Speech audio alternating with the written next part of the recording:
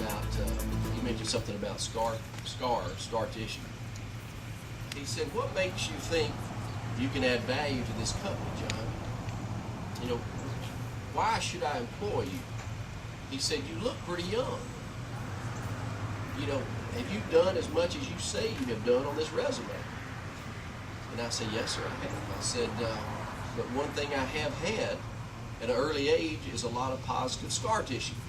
And he said, that's what I want to hear. That's what I want to hear. So I can sound the fact to say that scar tissue, positive scar tissue, is a good reflection of this company, and he continues to push this organization and push us. Another distinguished guest we want to introduce, we probably will not be this far along in this process if it were not for the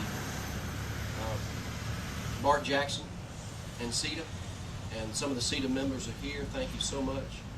Bart, we appreciate all that you've done. Welcome.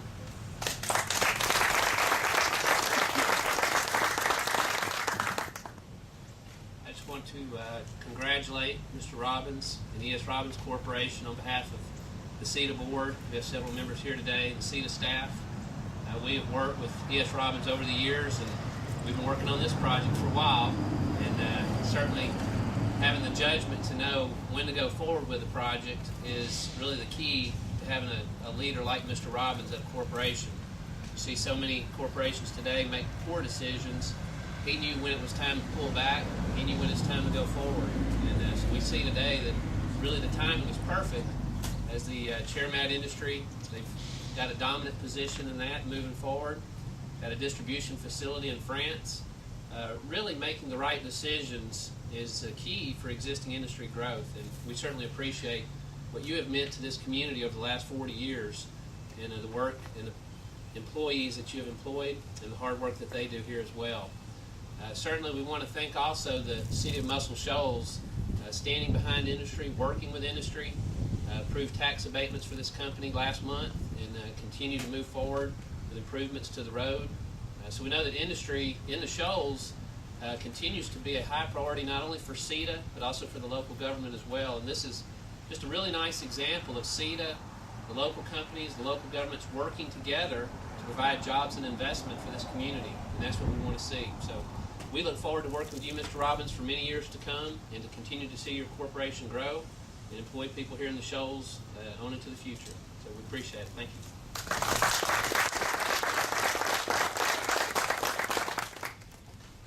One of the other key contributing leaders of this organization is Sally Staggs, who leads our sales and marketing group. Sally? You'll be glad to know I'm on cleanup.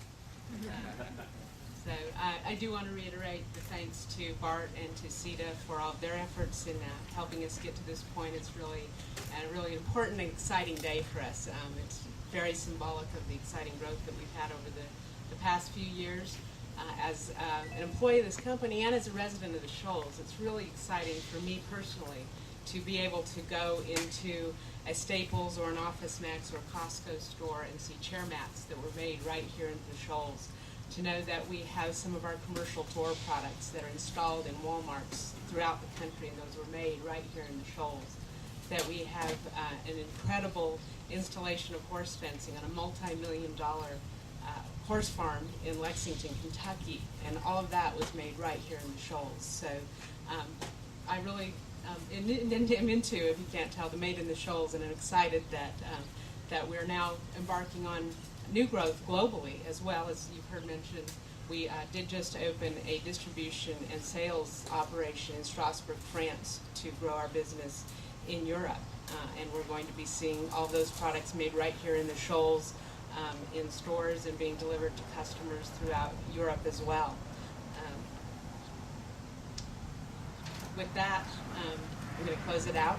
Offer it up to any questions for either Mr. Robbins or John or any other member of our team. Oh, you can come on up and add. Come on. But I'll say something else here. The fact that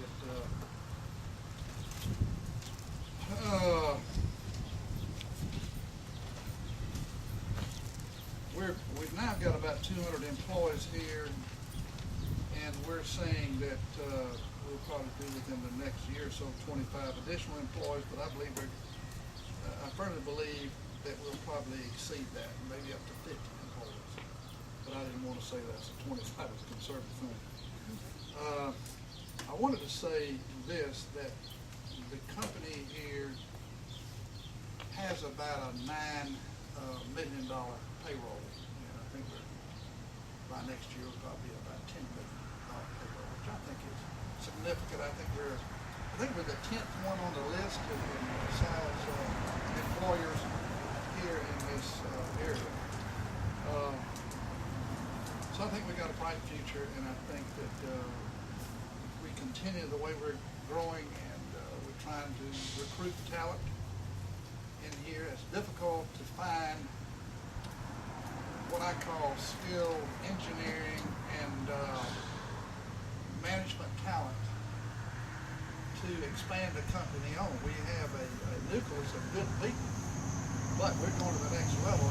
If we're going from, say, 60 million to 100 million, which is what our plans are, then you've got to have talented people to go forward with. And that's going to be some of our challenges here in the next few years. But I'm excited. A lot of people that have businesses can't wait till they retire. You cannot wait. Oh, I can't wait. Man, that's cash in. I want to go on the golf course. I want to do this. That to me, I'm just not made that way. Very good.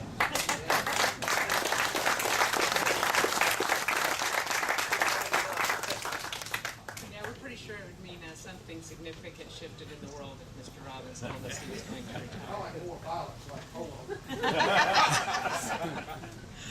Any other questions that we can entertain from our guests? Or? Okay. Well, on behalf of Mr. and Mrs. Robbins, their family, and both the current and future employees of S Robbins, I thank you all for joining us here today. We'd like to go ahead and ask Mr. Robbins and his family to be the first to step over, and of course we have to commemorate this with lots of photographs. So do the honors of being the first to break ground on our new facility.